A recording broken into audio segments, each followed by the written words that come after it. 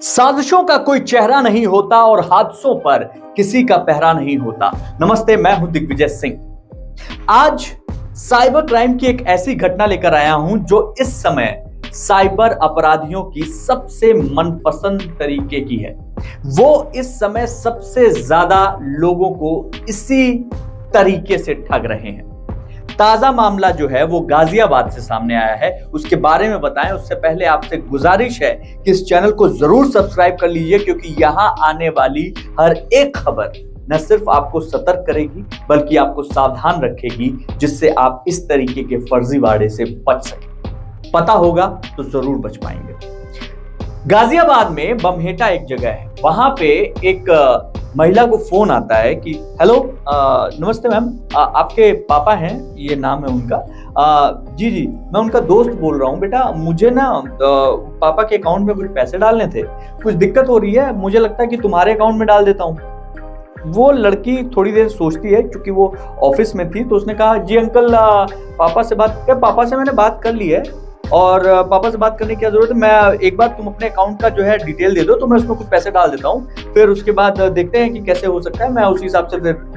तो उस लड़की ने अपने बैंक के डिटेल बिना सोचे समझे, क्योंकि वो किसी और काम में थी, उसने उस व्यक्ति को दे दिया और तुरंत उस बैंक अकाउंट में उनके पास 100-500 रुपए आ गए।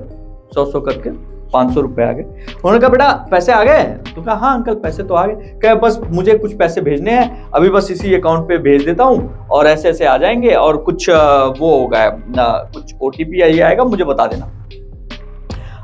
वो लड़की जब तक अपना वो काम निपटा रही थी तब तक उसके पास OTP भी आया, चीजें भी हुई और वो उनको देती रही।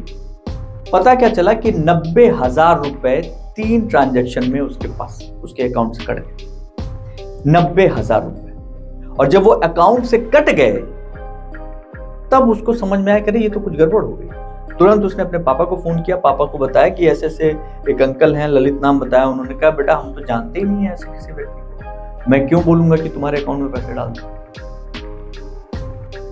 समझ में आ चुका था कि उसके साथ एक फर्जीवाड़ा हो चुका है।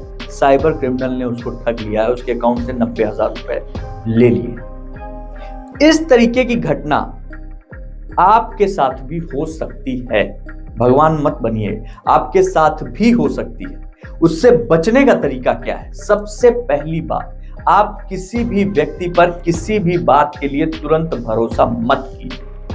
AI का जमाना आ गया दोस्तों, किसी की भी आवाज निकाली जा सकती है। सबसे पहले आप उस चीज के बारे में सुनिए और सोचिए, क्या वाकई ऐसा है? क्योंकि आजकल जो साइबर फ्रॉड्स हैं वो आपकी दुखती रग को छूते हैं। सर, अब आपकी बेटी जो है उसका एक्सीडेंट हो गया। सर हेलो, आपके भतीजे को जो है यहाँ पे पुलिस ने पकड़ लिया है। सर आपका जो दामाद है वो जो है वो उसको जो है आबकारी विभाग ने। इस तरीके की खबरों से लोग जल्दी से पैनिक क्रिएट होता है और जल्दी परेशान होने लगते हैं। परेशान होने की जरूरत नहीं है, पहले उसके यथार्थ में जाइए। आप पहले समझने की कोशिश कीजिए क्या वाकई ऐसा कुछ है भी कि नहीं है, और उसके बाद एक्शन लीजिए। पैसे का कोई भी ट्रांजैक्शन हो रहा है, किसी को किसी भी तरीके की OTP या पासवर्ड बताने की जरूरत नहीं होती है। अगर आप बताएंगे आप फंस जाएंगे। कभी मत बताइए। आप ATM से पैसा निकालना नहीं जानते हैं तो भी मत बताइए। जो ATM बगल में खड़ा होकर आपसे निकलवा रहा है उसको ये बताइए भैया जब नंबर टाइप करना होगा तो हमको बताना, हम टाइप करेंगे। आप बिना जानकारी के किसी पर भी आंख मूंद कर भरोसा मत कीजिए। कलयुग चल रहा है।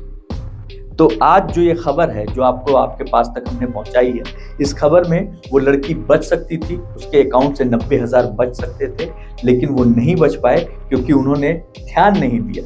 उन्होंने अपने पिता से रिकन्फर्म नहीं किया पहले, और जो पैसे आए, जो ट्रांजैक्शन हुए, तुरंत उन्होंने वो ट्रांजैक्शन कर दिया। यहीं पे सारी गड़बड़ हुई। इस तरीके की चीजों से बचने की जरूरत है।